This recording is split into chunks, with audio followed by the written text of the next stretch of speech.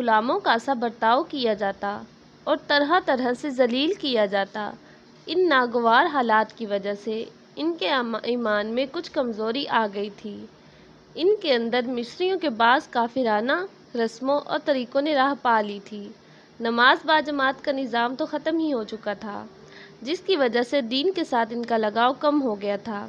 ان کا شیرازہ بکھر گیا تھا اور ان پر سخت مایوسی طاری ہو گئی تھی۔ حضرت موسیٰ علیہ السلام نے انہیں بتایا کہ میں اللہ کا رسول ہوں، میری اطاعت کرو، اللہ تعالیٰ کے فضل سے تمہاری ساری مشکلات ختم ہو جائیں گی۔ مصری بت پرستوں کے درمیان رہنے بسنے کی وجہ سے ان کے اندر عقیدے اور عمل کی جو خرابیاں پیدا ہو گئی تھیں، حضرت موسیٰ علیہ السلام نے ان کے دور کرنے کی کوشش کی۔ تاریخ کے واقعات نے سنا کر انہیں سمجھایا کہ جو لوگ مضبوطی اور صبر کے ساتھ خدا کے دین پر چلتے اور خدا کا شکر ادا کرتے رہتے ہیں، وہ آخر کار ضرور کامیاب ہوتے ہیں اور ظالم اور نافرمان خدا کے عذاب سے بچ نہیں سکتے۔ قوم کے نوجوان حضرت موسیٰ علیہ السلام کو ساتھ دینے کے لیے ہمت اور حوصلے کے ساتھ آگے بڑھے۔ ان کے دل میں یہ خدشہ ضرور تھا کہ فرعون انہیں حضرت موسیٰ علیہ السلام کی حمایت میں کسی مصیبت میں مبتلا کر دے گا۔ انہیں اپنی قوم کے سرداروں اور بزرگوں کی لعنت مزاحمت کا بھی خوف تھا، کیونکہ فرعون کے ڈر سے وہ کھلم کھلا حضرت موسیٰ علیہ السلام کا ساتھ دینے کے لیے تیار نہ تھے، اگرچہ دل میں وہ بھی یہی چاہتے تھے کہ حضرت موسیٰ علیہ السلام فرعون کے مقابلے میں کامیاب ہوں۔ بات یہ ہے کہ جب بھی اللہ تعالیٰ کا کوئی رسول انسانوں کی اصلاح کے لیے اٹھا، شروع میں نوجوانوں ہی نے ان کا ساتھ دیا۔ بڑے بوڑھے ہمیشہ مخالفت کی چٹانوں سے ٹکرا جانا بڑے دل گردے کا کام ہے، اور ان کا سہارا ہمیشہ نوجوان کے سر بنتا ہے۔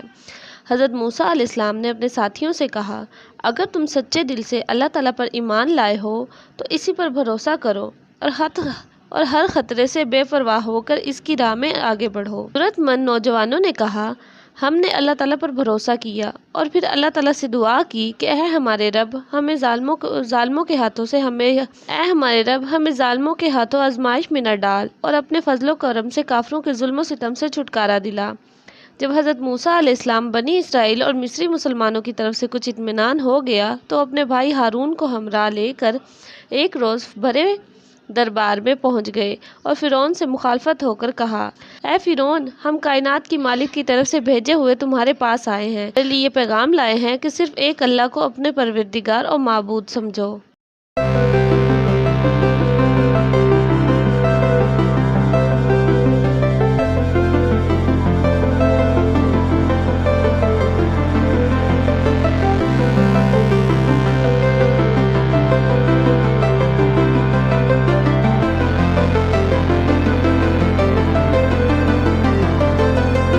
ایک اللہ کو اپنا پروردگار اور معبود مانو اور اس بات کو تسلیم کرو کہ مرنے کے بعد اللہ تعالیٰ کے سامنے حاضر ہو کر تمہیں اپنے اعمال کا حساب دینا ہے۔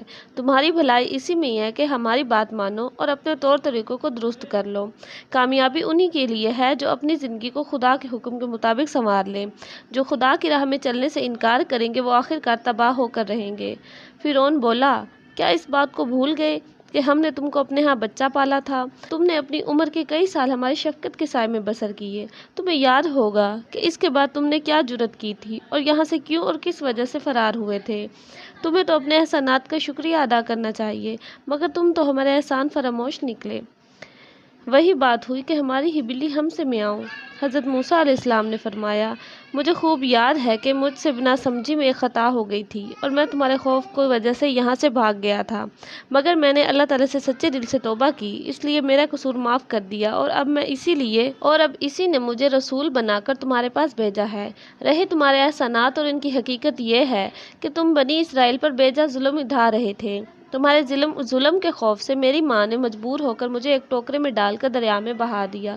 اگر تم ظلم نہ ڈھاتے تو میں تمہارے محل میں پرورش پانے کے لیے کیوں آتا؟ اور اچھا مان لیا کہ تم نے مجھ پر کوئی احسان کیا تھا، تو ایک آدمی کے لیے احسان کے بدلے میں تمہیں یہ حق کیسے حاصل ہو گیا کہ اس کی پوری قوم کو غلام بنا کر رکھو اور ان پر ظلم ڈھاتے رہو؟ فرعون نے اس کا جواب نہ بن پایا، اس لیے اس نے بات کا رخ ہی بدل دیا۔ کہنے لگا، اے موسیٰ، یہ بات بتاؤ ان لوگوں کا کیا بنے گا جواب میں جو آپ سے پہلے وفات پا چکے ہیں؟ انہیں نہ تمہارے رب العالمین کی خبر تھی اور نہ وہ قیامت کو مانتے تھے، بلکہ ہماری ہی طرح دیویوں اور دیوتاؤں کی پوجا کرتے تھے۔ کیا وہ سب گمراہ تھے؟